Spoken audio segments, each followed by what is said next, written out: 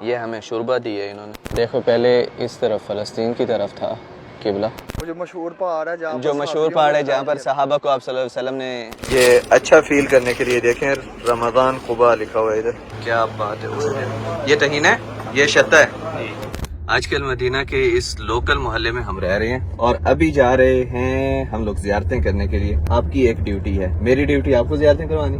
آپ کی ڈیوٹی پتہ ہے کیا ہے؟ آپ نے ان لوگوں کو زیارتیں کروانی.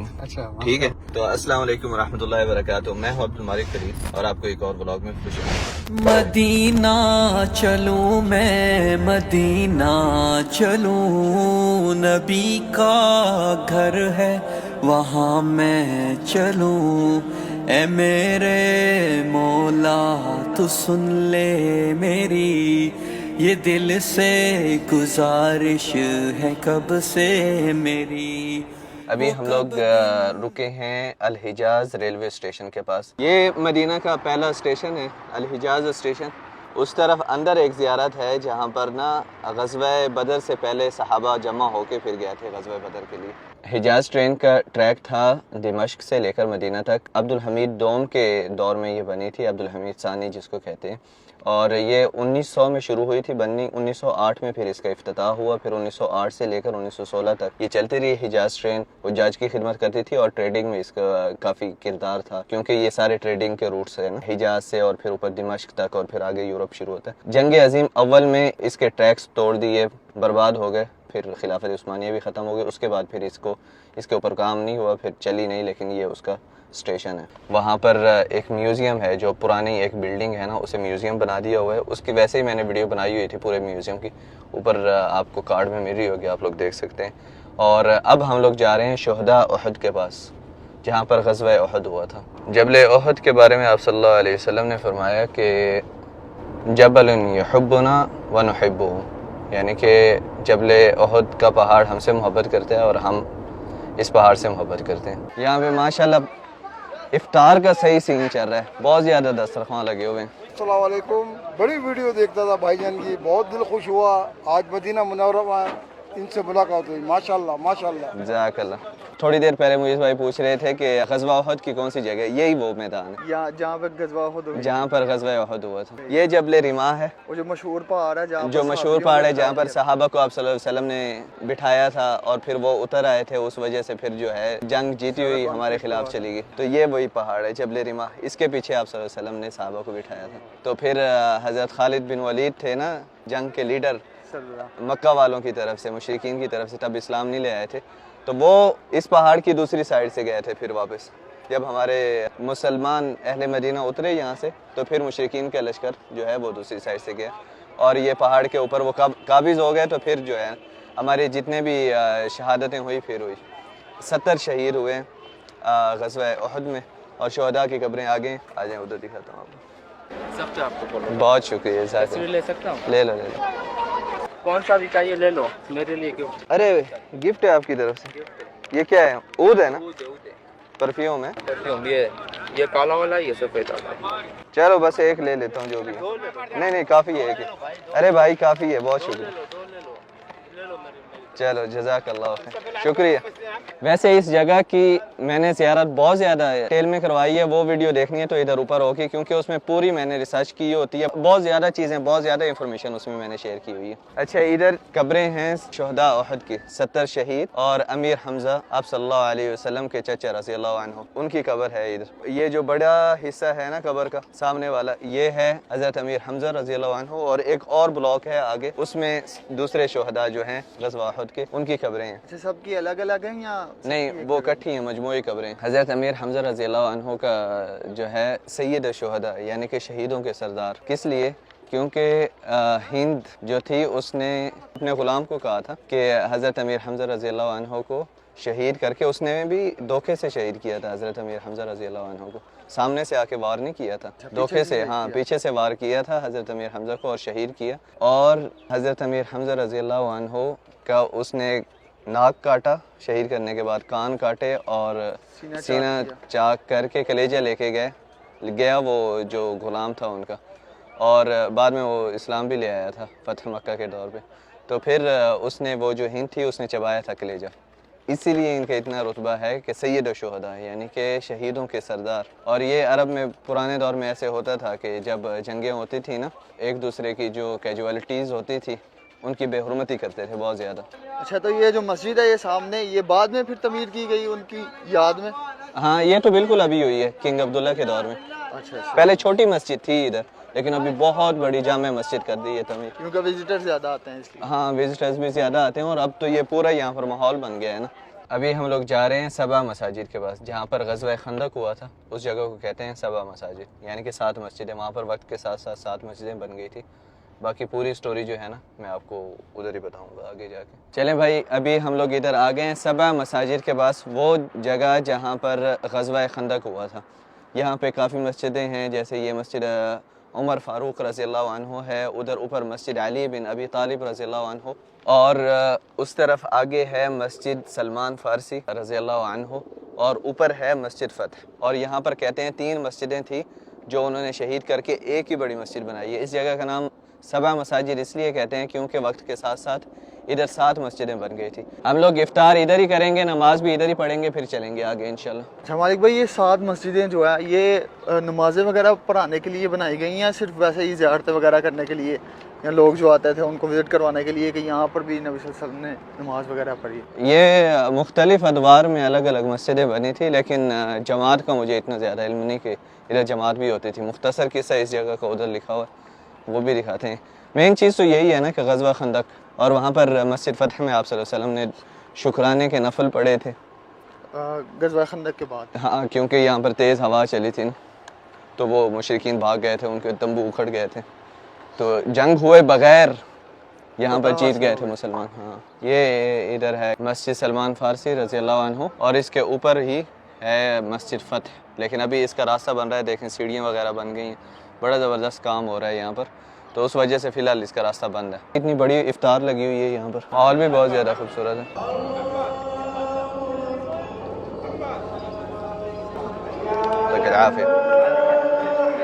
یہ ہمیں شوربہ دی ہے انہوں نے, عربیوں کا کھانا ہوتا ہے شوربہ, دلیے کی طرح ہوتا ہے. الحمدللہ. دیکھیں سامنے آپ کو 14ویں کا چاند نظر آ رہا ہے, آج 13واں روزہ تھا. یہاں پر اندر ماشاءاللہ بہت زبردست ماحول ہے.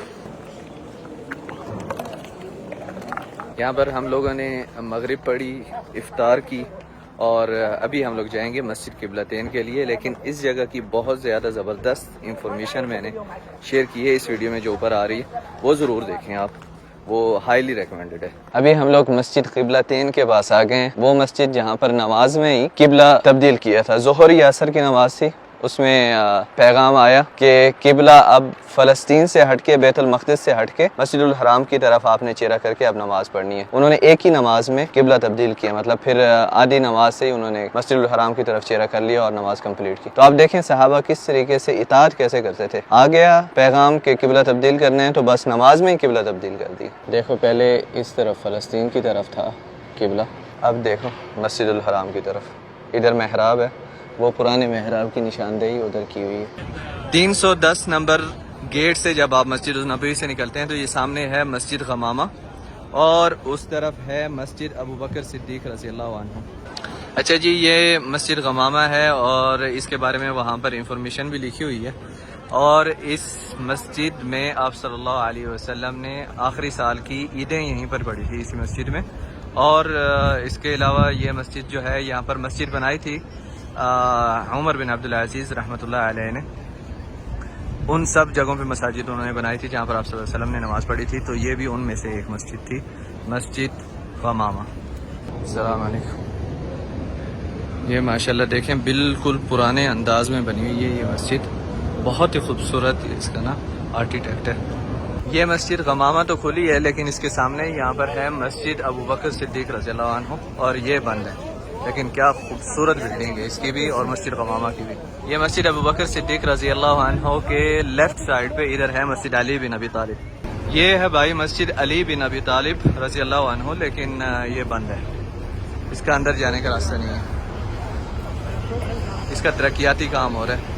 اب مسجد غمامہ اس طرف ہے, وہاں سے اس جگہ پہ آئے ہیں ہم لوگ. یہ سامنے ہے مسجد جمعہ, جہاں پر پہلی جمعے کی نماز آپ صلی اللہ علیہ وسلم نے مدینہ میں پڑھی, اس جگہ پر یہ مسجد ہے. یہاں پر قبیلہ سالم بنی عوف رہتا تھا, تو آپ صلی اللہ علیہ وسلم جب پیر سے جمعے کے دن تک زوال سے پہلے یعنی کہ دوپہر سے پہلے تک جب تک سورج دوسری طرف ڈھلنے نہیں جاتا تو قباء کی طرف تھے. پھر جب اس طرف آئے تو یہاں پر مہاجرین اور انصار تھے مسجد جمعہ کے پاس. انہوں نے آپ صلی اللہ علیہ وسلم کا استقبال بھی کیا اور ان کی مسجد نہیں تھی تو آپ صلی اللہ علیہ وسلم نے ان کے ساتھ یہاں پر جمعہ پڑھا یعنی کہ ان کو جمعہ پڑھایا. تو اس لیے اس مسجد کا نام ہے مسجد جمعہ اور پہلا جمعہ آپ صلی اللہ علیہ وسلم مدینے کا پہلا جمعہ آپ صلی اللہ علیہ وسلم نے یہاں پر پڑھا. اب بھیا یہ والا راستہ سیدھا ہی آ رہا ہے مسجد غمامہ سے اور ادھر دیکھیں سامنے مسجد قباء. ابھی یہاں سے ہم لوگ لے رہے ہیں منتو فرموزہ. منتو جو ہے نا موموز کو کہتے ہیں اور وہ یہاں سے ہم لوگ ٹرائی کریں گے تراوی سے پہلے. پاکستان میں تو کھائے ہوئے ہیں موموز, یہاں پر دیکھتے ہیں یہاں کے دیکھ لو. پاکستان میں تو وہ مسالے ہر چیز میں ڈال دیتے ہیں, ادھر سارا نارمل ہوتے ہیں. سوسز ہوتی ہے, سوس ہوتی ہے. ہاں یہ بھائی یغموش ہے, فرموزہ نہیں ہے. فرموزہ اور چیز ہوتی ہے, یغموش اور چیز ہے. یہ دیکھیں ابھی اس کے اوپر نا پورا مسالہ وسالہ ڈال رہے ہیں. میرا بندوبست کر دیں. ہاں سوس ڈال رہے ہیں اس کے اوپر, چلی سوس. یہ اچھا فیل کرنے کے لیے دیکھیں رمضان قباء لکھا ہوا ہے ادھر. شکراً. اس طرف ہے مسجد قباء اور ادھر یہ کبدے کی دکان ہے زبردست. یہ بھائی ابو عبداللہ کا کبدہ ہے. یہ ہماری سینڈوچ بنانے لگے ہیں ابھی ماشاءاللہ تبارک اللہ. اس میں ابھی دیکھیں ہری مرچی اوپر سے ڈال دی ہے اور یہ لیمن, کیا بات ہے اسے. یہ طحینہ ہے, یہ طحینہ ماشاءاللہ. یہ شطہ ہے, زبردست شکراً. چلیں بھائی یہ ہمارا انتظام آ گیا. بھائی یہ کافی جو ہے نا, کافی انہوں نے فری میں دی ہے. کہا ہے جتنی مرضی پینی ہے پی لو. اتنی دی ہے نا انہوں نے, یہ فری میں بنتی ہے. نہیں یار وہ کہتے ہیں اور پی لو, وہ لے جاؤ, وہ جگ لے جاؤ کہتے ہیں. کیا بات ہے, ماشاءاللہ. مہمان نواز ہے نا سب. اہل مدینہ بہت زیادہ مہمان نواز ہے. کل نہیں تھے کہ وہاں پہ وہ پاک والا کس ہاں, چاچو. اتنی اس نے کھجوروں کا پورا ٹوکرا ہمارے سامنے لا کے رکھا ہوتا. یہ بھائی سب سے پہلے موموز, ایک اور چیز بھی میں لے آیا ہوں وہاں سے, وہ سب موموز. پیسے جو ہے نا یہاں پر بیٹھ کے کھانے کے, سمجھ گئے. اور ادھر ایک چیز مجھے اشارے کر رہی ہے کب سے, اس کے لیے بھی سوس ہونا چاہیے تھا یار. نہیں کراچی والے ملتان والے جب تک سی نہ کریں نا ان کو آرام نہیں آتا. پٹھان بھی تو سادہ ہی کھاتے ہیں کافی, نمک وغیرہ صحیح ڈالتے ہیں. ہاں نمک ومک تو ہوتا ہے. اب ہمارے ڈنر کی تیسری چیز, یہ پورا انتظام ہو رہا ہے بھائی تراویوں کے لیے. یہ سینڈوچ لیے, انہوں نے کہا ہے کہ تازہ آپ کو بنا کے دے رہے ہیں, اس میں سوس ووس ڈالا ہے کہتے ہیں. میں نے ان کو کہا تھا جتنے بھی سوس ہیں نا سارے ڈال دو. یہ دیکھو اندر سے بیسٹ ہے. ہاں بہت زبردست, مرچی بھی ہے, سوس بھی ہے, ہر چیز ہے.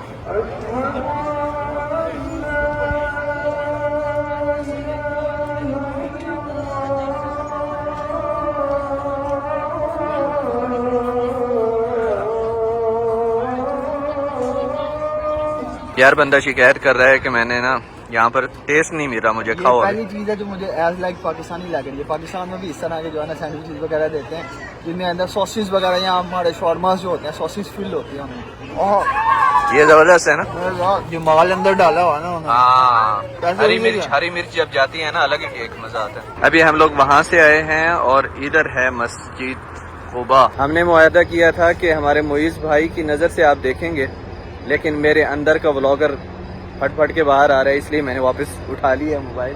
خیر یہ مسجد قباء ہے, مسلمانوں کی پہلی مسجد جو مدینہ المنورہ میں بنی تھی اور اس کی بنیاد بھی آپ صلی اللہ علیہ وسلم نے رکھی تھی. اور اس مسجد میں نماز پڑھنے کا ثواب عمرے کے ثواب کے برابر ہے. تو یہ فضیلت ہے اس مسجد کی, مسجد قباء کی. اب یہ بھی میں عمرہ کر کے آ رہا ہے. ہاں عمرے کا ثواب کما لیا آپ نے. اچھا جی ادھر یہ والا نشان دیکھیں مسجد قباء کے پاس ہی, یہ دیکھیں یہ سامنے مسجد قباء ہے اور ادھر یہ نشان ہے. یہاں پر ہوا کرتا تھا ایک کنواں, بیر خاتم, جس کنویں میں نبوت کی انگوٹھی گری تھی. جو انگوٹھی آپ صلی اللہ علیہ وسلم کے پاس تھی نا, وہ خلفاء راشدین پہنتے آ رہے تھے. جب حضرت عثمان غنی رضی اللہ عنہ کے پاس آئی نا وہ انگوٹھی, تو وہ اس کنویں میں گر گئی تھی, اس لیے اس کا نام بیر خاتم رکھ دیا. خاتم کہتے ہیں انگوٹھی کو. حضرت عثمان سے گری, حضرت عثمان رضی اللہ عنہ سے گری اسی جگہ. ویسے اس کنویں کا نام تھا بیر عریس.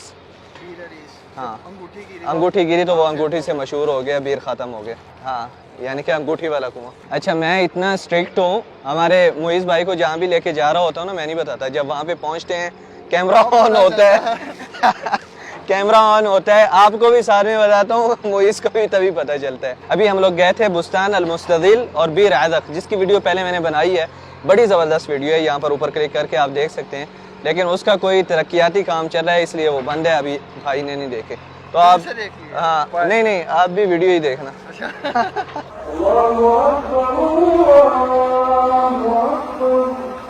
اچھا جی, ابھی آئے ہیں ہم لوگ یہاں پر مسجد بنی عنیف کے پاس. یہ دیکھیں مسجد قباء کے پاس ہے, ادھر ہے مسجد قباء, ادھر ہے مسجد بنی عنیف. لیکن یہاں پہ ہے اندھیرا اور ہم آپ کو ملتے ہیں دن کے ٹائم. آپ یہاں پر آتے ہیں تو ایسے لگتا ہے جیسے آپ نے ٹائم ٹریول کیا ہو. یہ چھت کے اوپر یہ لکڑی لگا کے اور اس میں لائٹیں لگائی ہیں, اور یہ محراب ہے مسجد کا, بہت ہی خوبصورت. یہاں پر جلیل القدر صحابی طلحہ ابن براء رہتے تھے.